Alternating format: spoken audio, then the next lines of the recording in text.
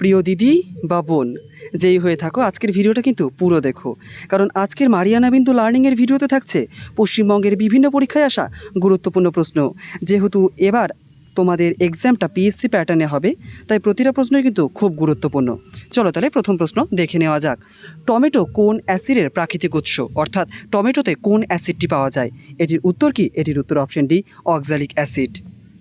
তারপরে দ্বিতীয় নম্বর কোশ্চিনটি দেখো, কোন প্রতিবেশী দেশের সঙ্গে ভারতের দীর্ঘতম স্থলসীমা রয়েছে?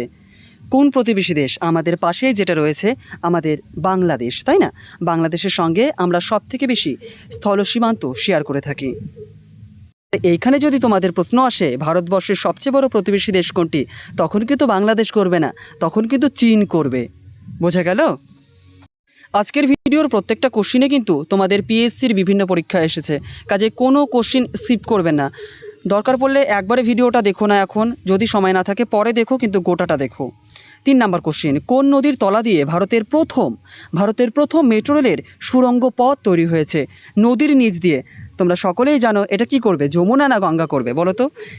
আমি একটু অপশানটা দেখাই, দেখো এটা খুব মজার ছিল, কিন্তু অপশানে গঙ্গাও ছিল এবং অপশানে হুগলিও ছিল। এটার উত্তর কিন্তু তোমরা হুগলি করবে, কারণ জানো নদীর ক্লাসে আমি এই টপিকটা বলেছিলাম যে গঙ্গা নদী যখন আমাদের পশ্চিমবঙ্গে প্রবেশ করছে মুর্শিদাবাদ হয়ে, তো সেইখান থেকে একেবারে নবদ্বীপ পর্যন্ত প্রায় এই এলাকাটায় গঙ্গা নদীর নাম থাকছে ভাগীরথী, এবং ঠিক তারপরে যখনই সে নদীয়াকে ক্রস করছে নদীয়ার পর থেকে বা কৃষ্ণনগরের পর থেকে, তো আলটিমেট বঙ্গোপসাগর পর্যন্ত এই যে সেই ভাগীরথী নদীটার নাম কিন্তু তখন হয়ে যাচ্ছে হুগলি নদী। কাজেই কলকাতা যেহেতু এই এলাকার মধ্যে পড়ছে, হুগলির এরিয়ার মধ্যে পড়ছে, সেই কারণেই কিন্তু নদীটা হুগলি উল্লেখ করবে, গঙ্গা না। আমি পুরো বিষয়টা বোঝানোর চেষ্টা করলাম। তারপরে 4 নম্বর কোশ্চিনটি দেখো, বায়ুমণ্ডলের ভূপৃষ্ঠ সংলগ্ন সর্বনিম্ন স্তর কোনটি?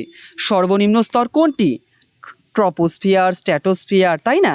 আমরা বায়ুমণ্ডলের অধ্যায়ে এই টপিকটা পড়ব, অধ্যায় ভিত্তিকভাবেও কিন্তু ক্লাস আসবে। তারপরে দেখো, আইপিএলের পুরো নামটাও কিন্তু জিজ্ঞেস করেছিল। আইপিএলের সম্পূর্ণ কথাটির অর্থ কী? তোমরা অনেকেই জানো, ইন্ডিয়ান প্রিমিয়ার লিগ, অর্থাৎ option D is the correct answer. তারপরে দেখো 6 নম্বর কোশ্চিন, বিশ্বের বৃহত্তম নদীদ্বীপ কোনটি? বিশ্বের বৃহত্তম নদীদ্বীপ কোনটি?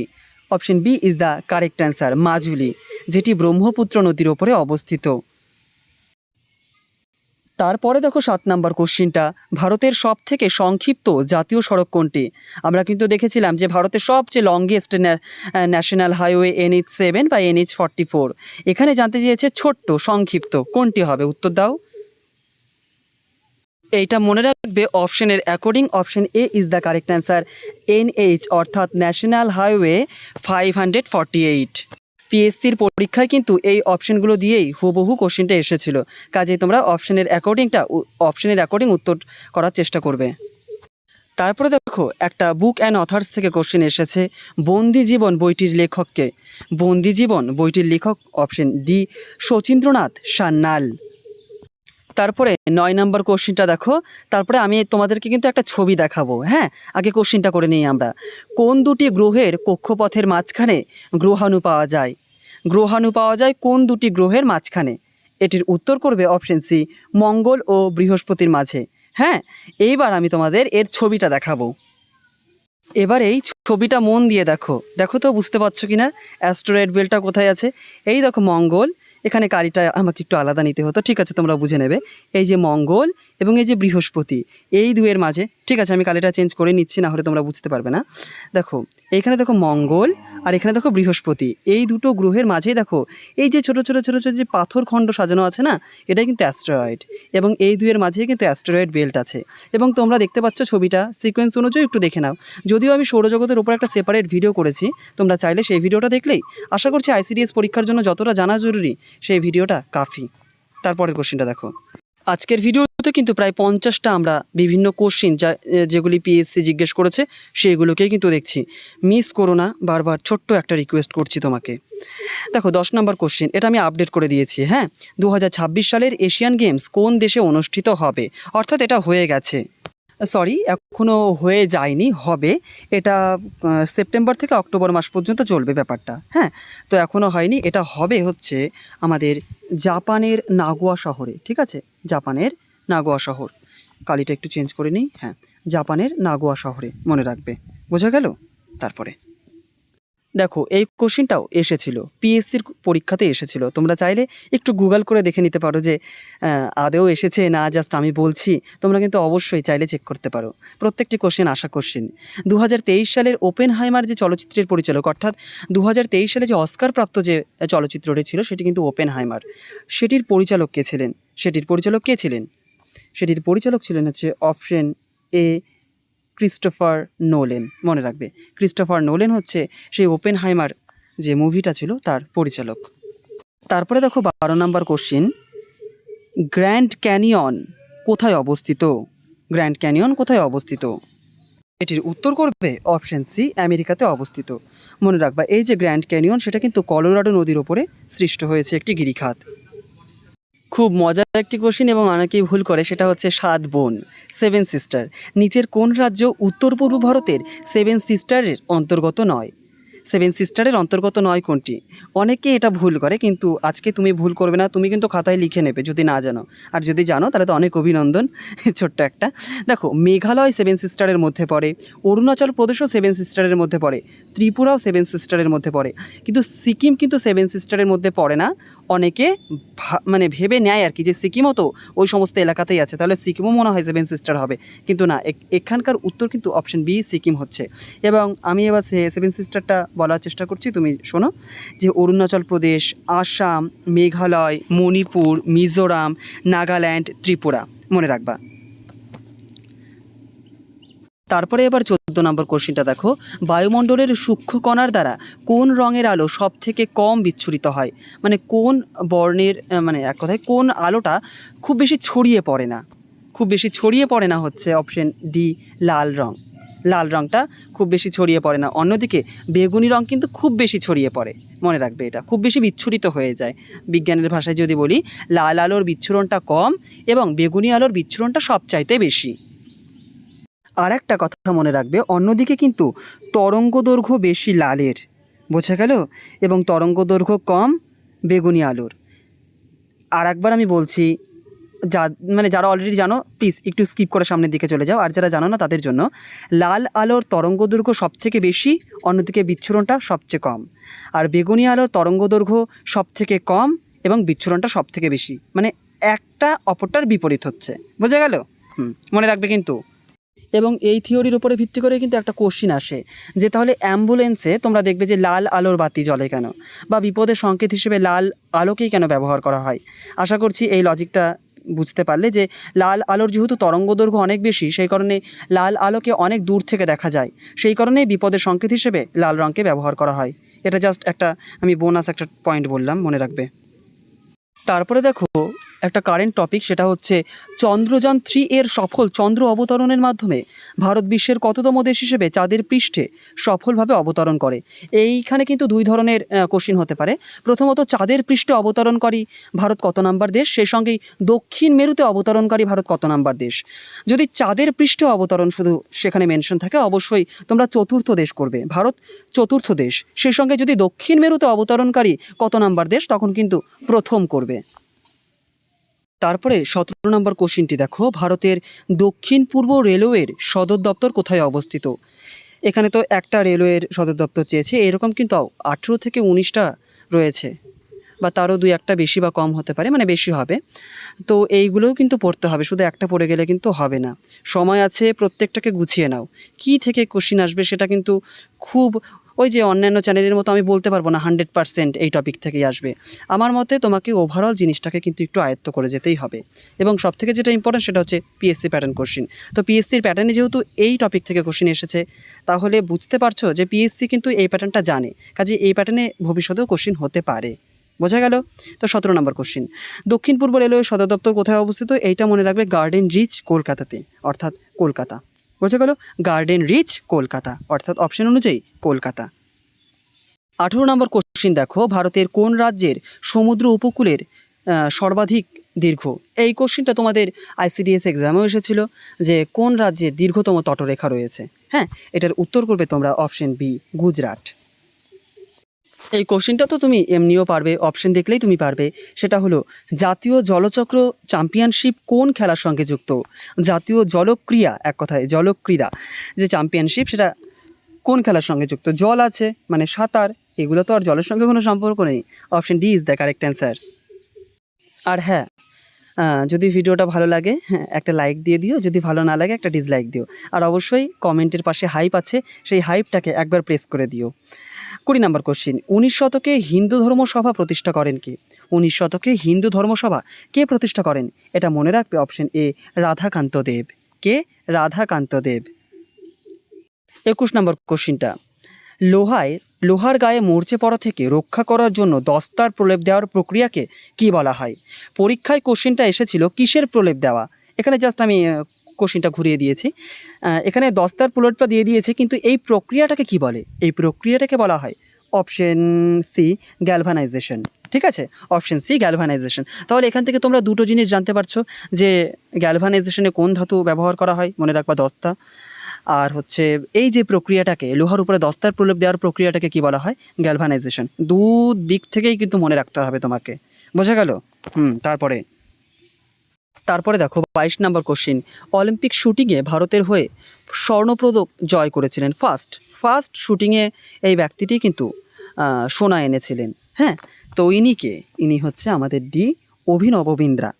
এবং তোমরা কি কেউ বলতে পারবে, এটা জাস্ট একটা বোনাস কোশ্চিন, তোমরা যদি জানো অবশ্যই কমেন্ট করো। আমি পরবর্তীতে কোনো ভিডিওতে এই কোশ্চিন নিয়ে আলোচনা করব।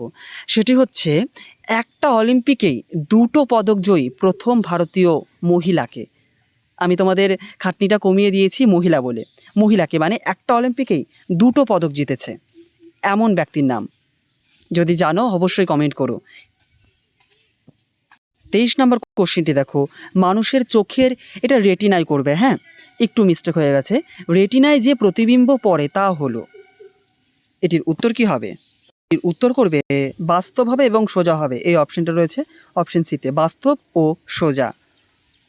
আমি একটু ভুল বললাম, তার জন্য দুঃখিত। এইটা করবে বাস্তব, কিন্তু উল্টো হবে। পরীক্ষায় কিন্তু বাস্তব আর উল্টো না দিয়ে কিন্তু তোমাদের সৎ বা অবশীর্ষও দিতে পারে। তুমি কিন্তু মনে রাখবে, বাস্তবকে তুমি সৎ বলতে পারো, উল্টোকে তুমি অবশীর্ষ বলতে পারো। বোঝা গেল? পিএসসি প্যাটার্নের আরও একটি কোশ্চেন, সেটি হচ্ছে SAI এর সম্পূর্ণ রূপ কী? SAI এর সম্পূর্ণ রূপটি হচ্ছে, আমি সরাসরি বলে দিচ্ছি, স্পোর্টস অথরিটি অফ ইন্ডিয়া, অর্থাৎ C is the correct answer, Sports Authority of India. তারপরে 25 নম্বর কোশ্চিনটা দেখো, চুন জল ও ক্লোরিনের বিক্রিয়ার ফলে কি তৈরি হয়? চুন জলের সঙ্গে যদি আমরা ক্লোরিনকে মিশিয়ে দিই তাহলে কি পাবো? এটা হচ্ছে অপশন এ, পাবো ব্লিচিং পাউডার পাবো। বোঝা গেল? তারপরে দেখো 26 নম্বর কোশ্চিন, 1770 সালে বাংলায় কোন দুর্ভিক্ষ সংঘটিত হয়েছিল? এই যে বাংলায় যে দুর্ভিক্ষটা হয়েছিল সেটার নাম কি ছিল? সেটার নাম হচ্ছে 76-এর মন্বন্তর। এবং পরীক্ষায় কোশ্চিনটা এসেছিল, আমি জাস্ট এটাকে ঘুরিয়ে দিয়েছি, পরীক্ষায় কোশ্চিন এসেছিল 76-এর মন্বন্তর, হ্যাঁ, কোন ইংরেজি সালে বাংলায় হয়েছিল? মনে রাখবে।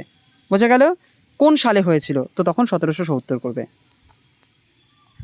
একটা প্রশ্ন কিন্তু পিএসসি ঘুরিয়ে ফিরিয়ে দেয়, তো তোমরাও ঘুরিয়ে ফিরিয়ে পিএসসির মতো চালাকি করেই কিন্তু পড়বে।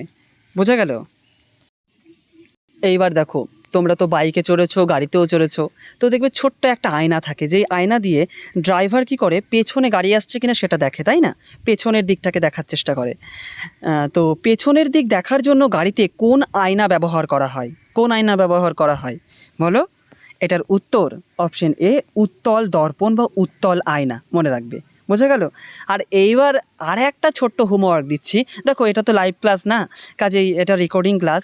তো তুমি চেষ্টা করো, আমি যখনই একটা তোমাকে কোশ্চেন করছি তুমি তখনই কমেন্টটা করো, কারণ কমেন্টটা তো তোমার হাতের কাছেই আছে। তুমি মানে সঙ্গে সঙ্গে কমেন্টটা করে দাও।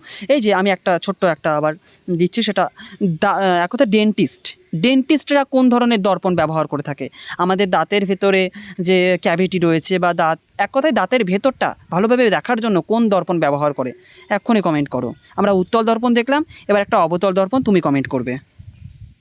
তারপরে দেখো, কমলা লেবুর কৃত্রিম সুগন্ধ আনয়ন করতে অর্থাৎ আনার জন্য কোন পদার্থ ব্যবহার করা হয়? এটা তোমরা মনে রাখবে। এটা হচ্ছে অপশন ডি, অক্টাইল অ্যাসিটেট। অক্টাইল অ্যাসিটেট এই জিনিসটাকে ব্যবহার করা হয়, মনে রাখবে। বিখ্যাত উপন্যাস সিটি অফ জয় এর লেখককে?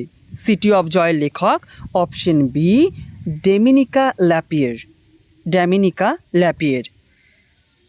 এবার দেখো, ম্যারাথন দৌড় কত কিলোমিটার দৌড়াতে হয়?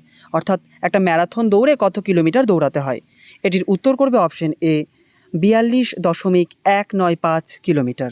42.195 কিলোমিটার। এটা তোমরা ওই লাগভাগ 42টাকেও মনে রাখতে পারো। হ্যাঁ, দেখো যে কোশ্চেনটা তোমাদেরকে আমি দিলাম সেটা এখানেই রয়েছে, তাই না? তাহলে কি আমি উত্তরটা বলবো? না, আমি উত্তরটা বলবো না।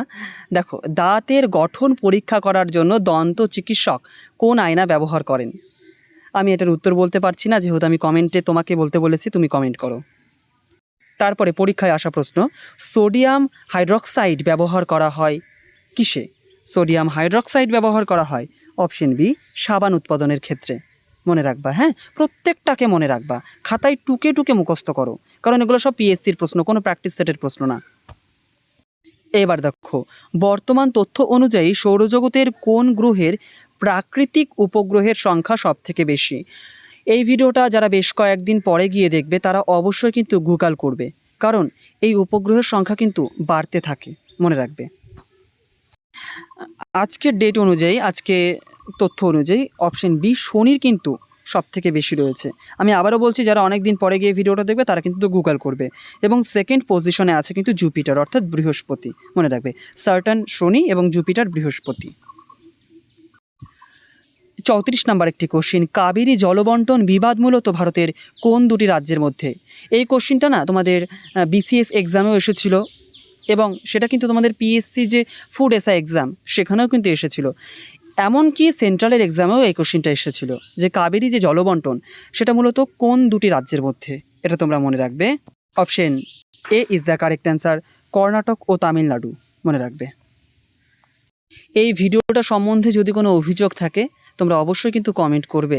কোনো যদি তথ্য তোমাদের মনে হয় আমি ভুল দিয়েছি, বা কোনো জায়গায় যদি কোনো বিভ্রান্তকর কিছু থাকে তোমার জন্য, তুমি কিন্তু কমেন্ট করবে। আর যদি ভিডিওটা ভালো লাগে একটা ইঙ্গিত দিও, বুঝে যাব আমি।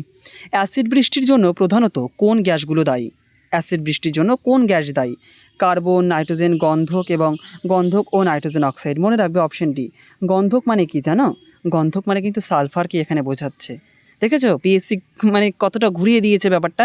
সালফার দিতে পারতো, সালফার দেয়নি, গন্ধক দিয়েছে। গন্ধক ও নাইট্রোজেন অক্সাইড, মনে রাখবে। আসলে সালফারেরই বাংলা নাম হচ্ছে গন্ধক, মনে রাখবা। বাংলায় ওই মৌলটাকে গন্ধক বলি। খুব সহজ একটা কোশ্চিন, উত্তর করার চেষ্টা করো। নিচের কোনটি জৈব পচনশীল? জৈব পচনশীল, এটার উত্তর কি করবে? এটার উত্তর অপশন সি ছাড়া তো কিছু করতে পারবে না, গোবর। 37 নম্বর কোশ্চিনটা দেখো, পিভি সিন্ধু কোন খেলার সঙ্গে যুক্ত? পিভি সিন্ধু কোন খেলার সঙ্গে যুক্ত? ইনি একজন জনপ্রিয় এবং খুব সফল একজন ব্যাডমিন্টন প্লেয়ার, মনে রাখবে। পরপর দুটো অলিম্পিকে কিন্তু মেডেল জিতেছে, বোঝা গেল? তাহলে এইখান থেকে দেখো, আমি একটু আগে একটা কোশ্চেন করেছিলাম যে কোন খেলোয়াড় যে একটা অলিম্পিকে দুটো পদক পেয়েছে, সেটা হচ্ছে আমি কমেন্টের জন্য দিয়েছি। আর পিভি সিন্ধুর ক্ষেত্রে ব্যাপারটা কি বলো তো, এই মহিলাটা মানে পরপর দুটো অলিম্পিক ইভেন্টেই মেডেল জিতেছে। পার্থক্যটা কোথায়? একজন একটা অলিম্পিকে জিতেছে, একজন পরপর দুটো অলিম্পিকে একটা একটা করে জিতেছে, দুটো। 38 নম্বর কোশ্চেনটা, এটা একটা বোধমূলক কোশ্চেন। নিচের কোনটি অর্জন করতে হয় কিন্তু উত্তরাধিকার সূত্রে পাওয়া যায় না? দেখো, গায়ের রং, তাই না? মায়ের রং, বাবার রং বা ফ্যামিলির কারোর সঙ্গে কিন্তু মিলে যায়, দেহের গঠনও মিলে যায়, চোখের রঙও মিলে যায়, কিন্তু কারো ক্ষমতা, কারো দক্ষতা কিন্তু তাকে নিজেকেই অর্জন করতে হয়। বাবা ডাক্তার বলে যে ছেলে ডাক্তার হবে এমনটা কিন্তু হয় না, তাই না? মা টিচার বলে ছেলে যে টিচার হবে এমনটা হয় না, অর্জন করতে হয়।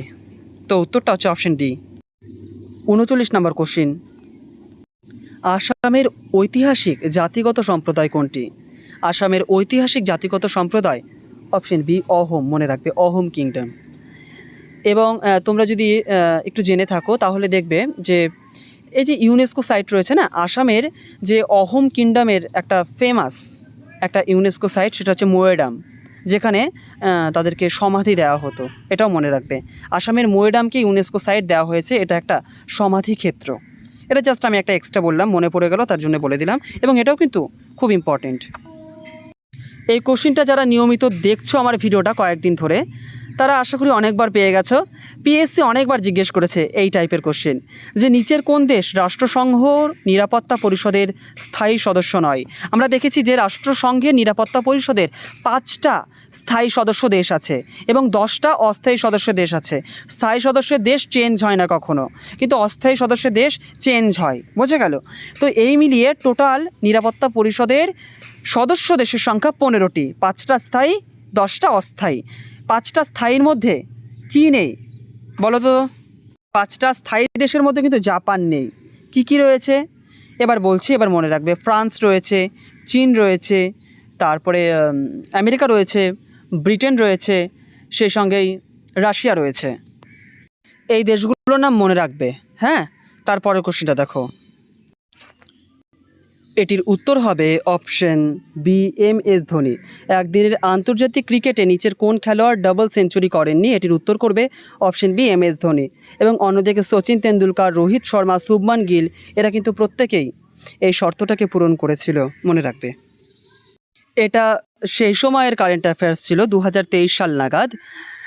তো এইখানে দেখো, এটা তাও তুমি মনে রাখবে যে 2023 বিশ্বকাপ দাবার ফাইনালে ম্যাগনাস কার্লসনের বিপরীতে কোন ভারতীয় গ্র্যান্ডমাস্টার খেলেছিলেন?